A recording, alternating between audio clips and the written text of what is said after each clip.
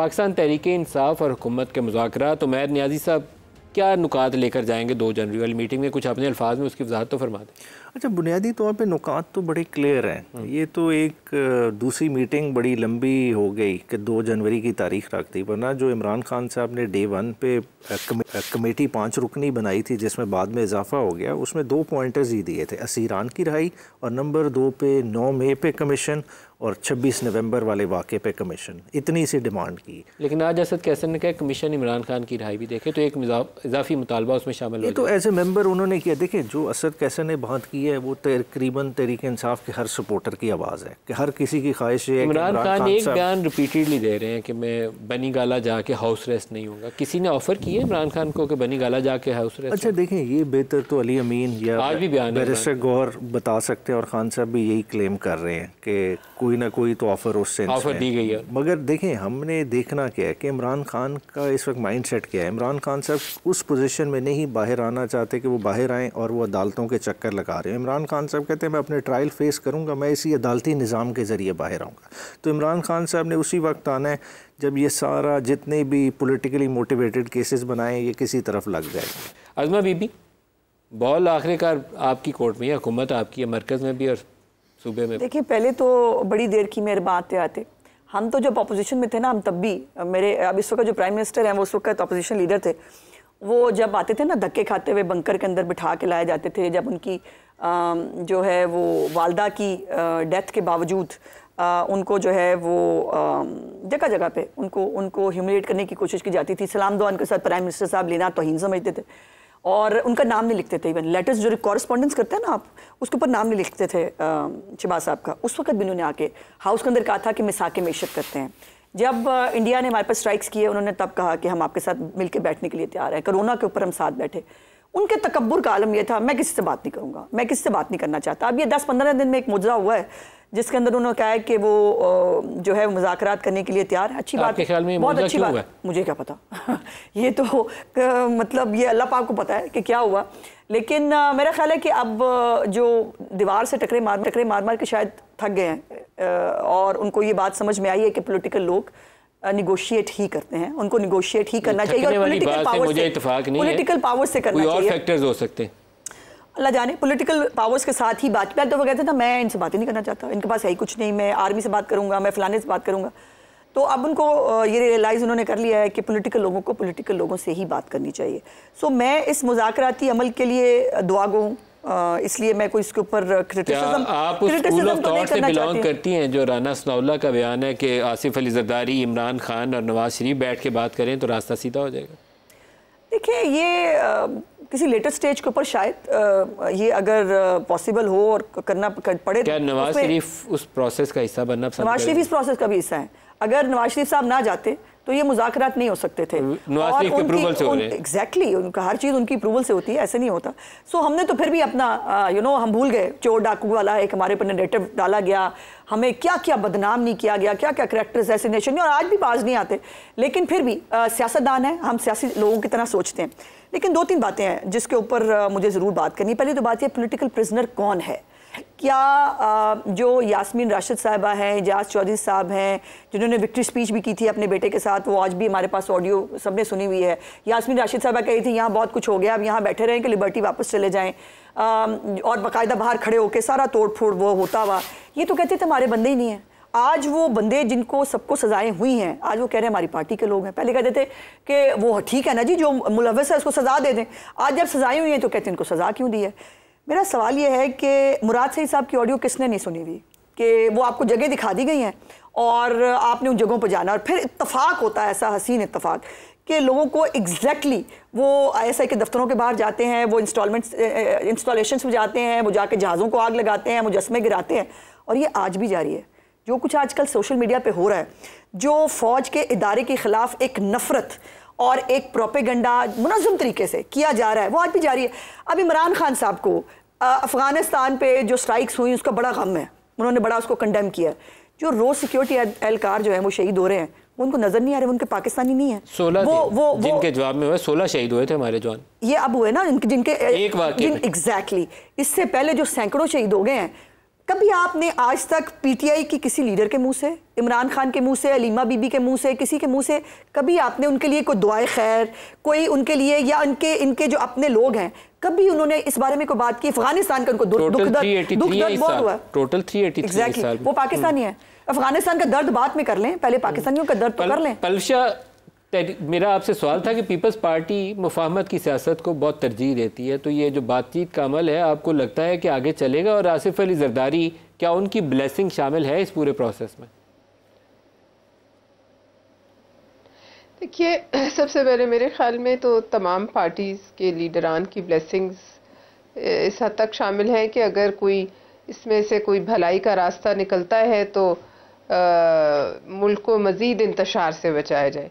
लेकिन सवाल ये है कि अगर इसमें बड़ा सवाल ये है कि क्या ये जो मुज़ाकरात हैं इनके नतीजे में जो वो चाह रहे हैं वो दिया जा सकता है? नंबर एक, क्या ये जो 9 मई का वाक़या है इस पे माफ़ी देने का हक़ जो है वो हुकूमत पाकिस्तान का या पॉलिटिकल पार्टीज़ जो है पाकिस्तान का उनका है? तीसरी बात यह है कि क्या ये जो मुज़ाकरात है वाकई इस नीयत से किए जा रहे हैं कि मुल्क में फैले इंतशार को जो है उसको कंटेन किया जा सके? अब एक तरफ मुज़ाकरात चल रहे हैं और शायद अगर मैं गलत नहीं हूँ, अगर मैं गलत तो आप मुझे करेक्ट कर दीजिए, सिविल नाफरमानी की कॉल भी साथ साथ चल रही है। तो देखिए, दो चीज़ें जो हैं ये एक दूसरे से मुतज़ाद हैं। और अगर आप सिविल नाफरमानी की कॉल देते हैं तो आज तक इस मुल्क की और हमारे खिते की जो कम से कम सब कॉन्टिनेंट में सिविल नाफरमानी की कॉल तो साम्राज्य के ख़िलाफ़ दी गई, और उसके बाद मुझे याद नहीं पड़ता कि सिविल नाफरमानी की कॉल 2014 में शायद इमरान खान साहब ने कोशिश की थी कि बिल जला दो और बिल ना दो, याद होगा आपको। उस वक़्त इन्हें टैक्स ना दो, बिल ना दो, वो एक कोशिश थी, और इसके बाद अब इन्होंने बाकायदा तौर पर उसे एक कैंपेन की तरह लॉन्च कर दिया है कि रेमिटेंसेस बाहर से आना बंद हो जाए। अब देखिए, ये सवाल ये है कि अगर मैंने नुकसान पहुंचाना है हुकूमत को तो उसके बहुत से और तरीके हैं। इमरान खान की कॉल के बाद पलशा हो सकता है कि रेमिटेंसेस पहले से बढ़ जाएं, क्योंकि पहले 5 माह में रिकॉर्ड रेमिटेंसेस आ रही हैं $3 अरब पर मंथ। तो मुझे लगता है कि इमरान खान की कॉल का फ़ायदा नहीं होना, बढ़ जाएंगी और इजाफा हो जाएगा। वो आपकी बात सही है, हो सकता है बढ़ जाएं, लेकिन मैं इस कॉल के पीछे जो सोच है उस पर सवाल कर रही हूँ। ये तो एक और सवाल है कि शायद बढ़ जाए, शायद घट जाए, हमें मुझे इल्म नहीं।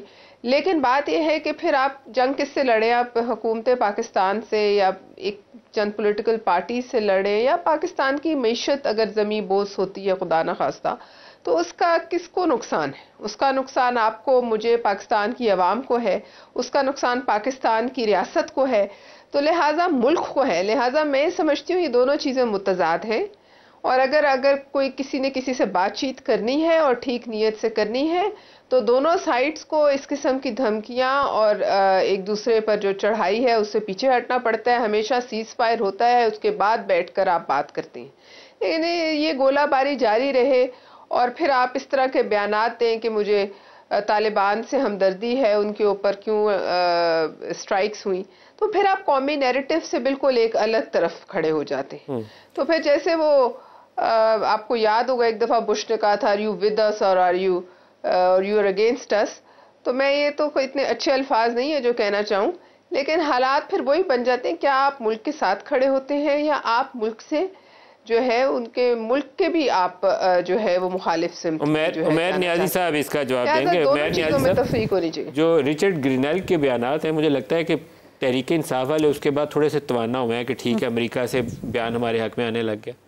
अच्छा देखिए, अमेरिका से बयान आ रहे हैं, देखिए वो आपका अपना फॉरेन पॉलिसी फेलियर है। देखिए बाइडेन एडमिनिस्ट्रेशन ने आपके साथ क्या किया, आपने उनके कहने पे क्या किया, अभी तो बहुत कुछ सामने आएगा ओवर द पीरियड। जो इधर एम्बेसी की इन्वॉल्वमेंट रही, जिन जिन लोगों से मुलाकात रही, वो चीज़ें हैं जब उन्होंने आपको देखा हुआ है कि आप मुलाकात रही, ये क्या ओवरऑल सियासी हमारे बंदों को नहीं अप्रोच किया गया जब वोट ऑफ नो कॉन्फिडेंस के लिए। बंदे वैसे जाके उनसे मिलते हैं। कौन सा आपका बंदा है जो आतिफ खान को एम्बेसी वालों ने नहीं, उस वक्त काउंसलर जनरल गया था कि जी किस तरह से महमूद खान की गवर्नमेंट गिराई जा सकती है, ये सारी चीज़ें इसी मुल्क में होती रही। आतिफ खान के पास कहा था पैसे लेके हुकूमत गिरा नहीं, मतलब ये सारे तज्जिया किस लिए वो ले रहे थे? देखें आपके मुल्क में समथिंग डिफरेंट, वो पॉलिटिकल रिपोर्ट्स लिखते हैं अपने स्टेट डिपार्टमेंट को भेजते हैं, ये दुनिया सारी के जो बेसिस हैं ये काम करती हैं। मगर देखें आगे टच कर रहे थे, क्यों कर रहे थे, चलें उसके मुहर्रिकात तो आने वाले दिनों में सामने आ जाए। मगर देखें ये चैप्टर एक डिफरेंट है। देखें अमेरिका की एक अपनी अलाइनमेंट है, ट्रंप ने चलना है अपने लिहाज से, मगर इमरान खान के कैरेक्टर का भी उन्हें पता है। देखिए इमरान खान से उन्होंने डील किया है ओवर द पीरियड, उन्हें पता है कि इमरान खान ने अपने टेन्योर में एक ड्रोन हमला नहीं होने दिया, इमरान खान ने अपनी टेरिटरी में उन्हें कोई एयर बेस नहीं दी, एयर स्ट्राइक्स इधर से नहीं करने दिए। अगर देखें, अगर एक्सट्रेडिशन की बात है, इमल कासी इन्हीं की गवर्नमेंट में गया था ना, कोई हमने तो नहीं दिया था। इमरान खान के दौरे हुकूमत में उठाएं कि हमने कोई आफिया सिद्दीकी उठा के दे दी हो या रिमजी यूसुफ उठा के दे दिया हो या रेमंड डेविस दे दिया हो, कोई इस तरह का हुआ, उन्हें पता है। इमरान खान की उस चीज़ में क्लैरिटी है, बाद में भी जवाब यही होएगा, एब्सोल्युटली नॉट होएगा। मगर मसला क्या, हमें अलाइनमेंट नहीं समझ आ रही। सर वैसे एक बात बता दें, बहुत सारी चीज़ों में आप सही कह रहे होंगे, लेकिन 5 अगस्त 2019 जब कश्मीर की खुसूसी हैसियत ख़त्म हुई थी, इमरान खान ट्रंप से मुलाकात करके आए थे और यहाँ वर्ल्ड कप के फाते के तौर पर यहाँ इस्तकबाल किया गया था।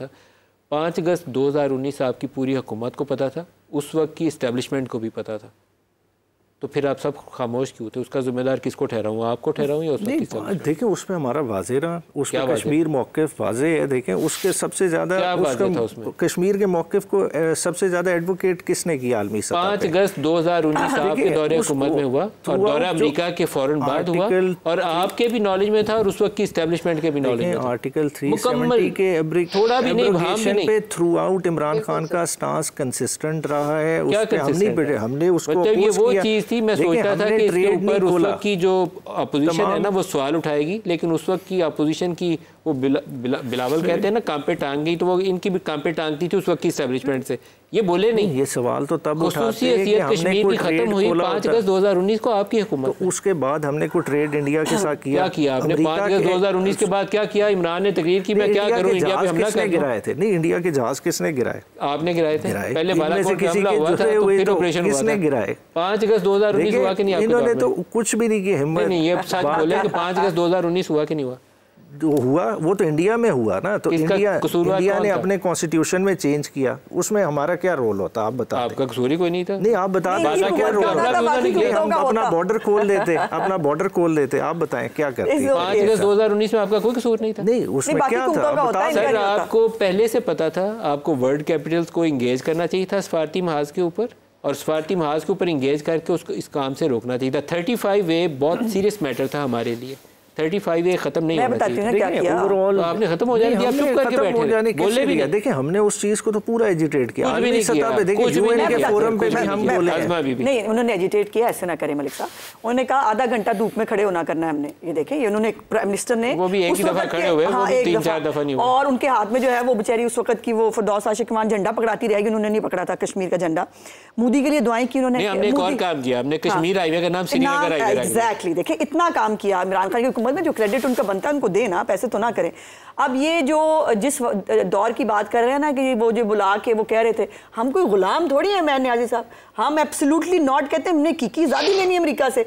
अब ये यूएस जो एड है वो पूरी फुल फ्लेज, उन दिनों में जिनमें इल्ज़ाम लगा रहे थे ना हम कोई गुलाम है, यहाँ की आज़ादी लेनी है, उन दिनों में भी यूएस एड जो है वो बाकायदा फंक्शन करके उनसे गाड़ियाँ ले रहे थे, उनसे चीज़ें एग्जैक्टली उनसे चीज़ें ले रहे थे, वो सब कुछ कर रहे थे। दूसरी तरफ वो बेचारे बच्चों को लगाया हुआ था, वो पीछे गाड़ियों के लिख के हम कोई गुलाम हैं, कोई एब्सोल्युटली नॉट की आज़ादी, वो खुश हो रहे थे बड़ा हमने को काम कर लिया। बात यह है कि ये शकील आफरीदी जो है उसके लिए भी बहुत सारी लॉबिंग हुई होगी। लॉबिंग आज वो कहाँ है? यही है ना, यहीं पर। आफिया सिद्दीकी का भी उन्होंने नाम लिया, क्या किया आफिया सिद्दीकी के लिए? इमरान खान मुस्लिम उम्मा के इनके मुताबिक बहुत बड़े लीडर हैं, किसी मुस्लिम उम्मा के नाम से आपने उनका कभी सुना है? उनके किसी ने उनके लिए बात की हो? कौन बात कर रहा है? अमेरिका और इजराइल। एक मिनट, बहुत शानदार तकरीर, बहुत अच्छी शानदार तकरीर थी, सबकी अच्छी होती है, होनी भी चाहिए। 2019 उनका मुझे आज तक नहीं हजम हुआ। मेरी गुजारिश सुन लीजिए। अब इस वक्त जो है सिर्फ जो काम कर रही हैं वो लॉबियस्ट फर्म्स हैं जिनको करोड़ों रुपए अदा किए जा रहे हैं वो चैरिटी के फंड्स में से। जो चैरिटी मिलती है जिसको जो ओवरसीज पाकिस्तानी जो है अल्लाह जाने वो किस उसका शिकार होते हैं, वो उनको पैसे दे रहे हैं लॉबियस्ट फर्म्स का पेट भरने के लिए। वो लॉबियस्ट फर्म्स क्या कर रही हैं? वो लोग पाकिस्तान के जो है वो खिलाफ जो साजिशें करते हैं, जो पाकिस्तान की हमेशा से एटमी प्रोग्राम के खिलाफ रहे हैं, वो आज इमरान खान के रिश्तेदार बने हुए हैं। वो आज का इमरान खान का उन्होंने झंडा उठाया, इमरान खान को आज़ाद करो, उसके बुनियादी के हकूक। अपने मुल्क में कैपिटल हिल का वाक़या हो, समरी ट्रायल करके अब 10-10 साल की सजाएं देते हैं। रॉयट्स हो एक फेक पोस्ट के ऊपर यूके के अंदर दरवाजे तोड़ के लोगों को यहाँ से पकड़ के घसीट के बिकॉज वहाँ रिट ऑफ द स्टेट, यहाँ पे रिट ऑफ द स्टेट होने नहीं देते ना आप लोग, यही तो बात है। और आपने रिट ऑफ स्टेट को हमेशा चैलेंज किया है, और ऊपर से ये लकी बात है अब जहां भी पीटीआई की जो है वो कोई वर्कर की बात आ जाए, उसने 26 नवंबर किया हो, उसने 9 मई किया हो, अदालतें बैठी हैं, रिहा किया जाता है। रिमांड की स्टेज पे वैसे केस खत्म होते हैं, आप भी वकील है, मैं भी, कभी आज सब पीटीआई से पहले सुना था क्यों नहीं होते? देखिए 26 नवंबर में जो आपने कभी केस खत्म नहीं होते। हम यास्मीन राशिद की वॉइस मैचिंग के लिए एंटी टेररिस्ट कोर्ट में गई, उन्होंने कहा जी वॉइस मैच कराना है यास्मीन राशिद साहब का, उन्होंने कहा रिमांड में केस उड़ा दो, रिमांड देने की बजाय तो केस नहीं बनता था, डिस्चार्ज हुआ और उसको भी आपने रखा हुआ है। देखिए यास्मीन राशिद जो डिस्चार्ज हुई है वो आज तक अंदर है। बाकी केसेस में डॉक्टर यास्मीन राशिद के लिए उनको आपको रिहा कर देना चाहिए, मुकदमा चलाएं, हमारे पास मुकदमा चलाएं, हमारे पास जब वो आपको मतलूब हो तो आप हमारे पास कोई ऑप्शन नहीं है, हम उनको कैसे रिहा कर दें? आखिर उनके रिमांड की स्टेज पे उनको केसेस खत्म हो रहे हैं ना, अदालतें जो है वो उनको रिहा करने के लिए तैयार बैठी हैं, वो हो जाएंगी।